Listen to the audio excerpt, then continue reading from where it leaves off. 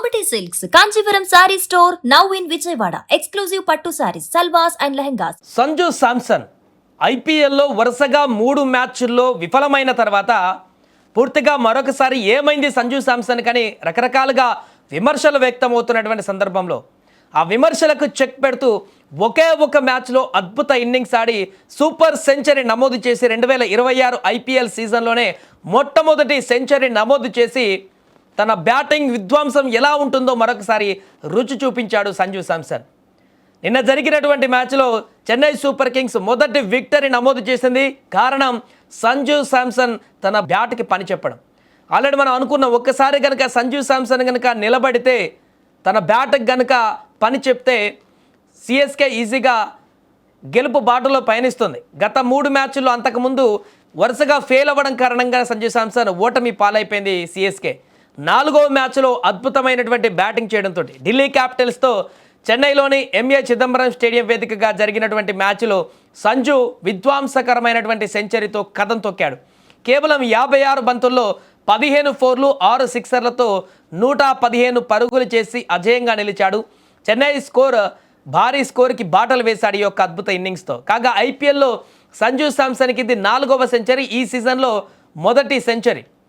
All round ప్రదర్శనతో Chennai super Kings ఈ IPL సీజన్లో తొలి విజయాన్ని కూడా నమోదు చేసుకుంది. ఈ దెబ్బతోటి చపాక్ స్టేడియంలో జరిగినటువంటి మ్యాచ్లో ఢిల్లీ క్యాపిటల్స్ పైన 23 పరుగుల తేడాతో ఘన విజయం సాధించింది. ఈ గెలుపులో సంజు శాంసన్ అద్భుత శతకంతో కథం తొక్కగా బౌలింగ్లో జెమీ ఓవర్టన్ 4 వికెట్లు తీసి మాయ చేసేశాడు.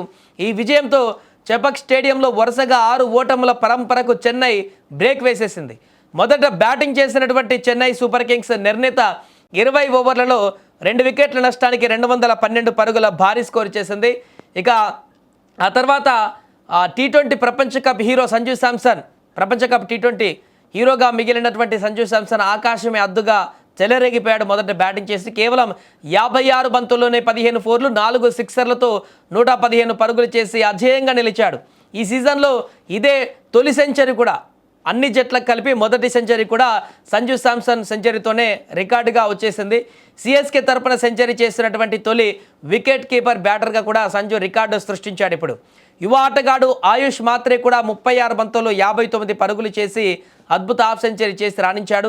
వీరిద్దరు కలిసి 113 పరుగుల కీలక భాగస్వామ్యం నెలకొల్పారు. ఆఖరిలో శివం దుబే 20 పరుగులు వేగంగా ఆడి స్కోర్ను 210 మార్కును దాటించారు.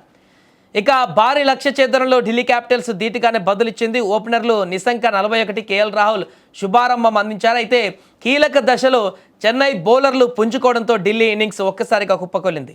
ముఖ్యంగా జెమీ ఓవర్టన్ తన పదునైన బౌలింగ్తో 4 వికెట్లు పడగొట్టి ఢిల్లీ మిడిల్ ఆర్డర్ను దెబ్బతీశాడు.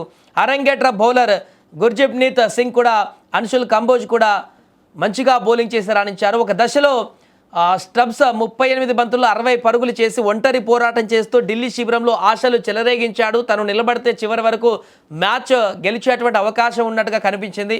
అయితే పెరిగిపోతున్న రన్ రేటు ఒత్తిడికి తలొగ్గి అతను కూడా అవుట్ అయిపోయాడు. ఆ తర్వాత వచ్చిన బ్యాటర్లు ఎక్కువసేపు నిలవలేకపోయారు. దీంతో ఢిల్లీ క్యాపిటల్స్ 20 ఓవర్లలో 189 పరుగులకు ఆల్అవుట్ అయింది. దీంతో ఓటమి పాలైంది. ఏదేమైనా కూడా వరుసగా 3 ఘోరమైనటువంటి విఫలమ బ్యాటింగ్ తోటి సతమతమవుతున్న సంజు శాంసన్కి 4వ మ్యాచ్లో అద్భుతమైనటువంటి సెంచరీతోటి తన బ్యాటింగ్ పవర్ని మరొకసారి చూపించాడు.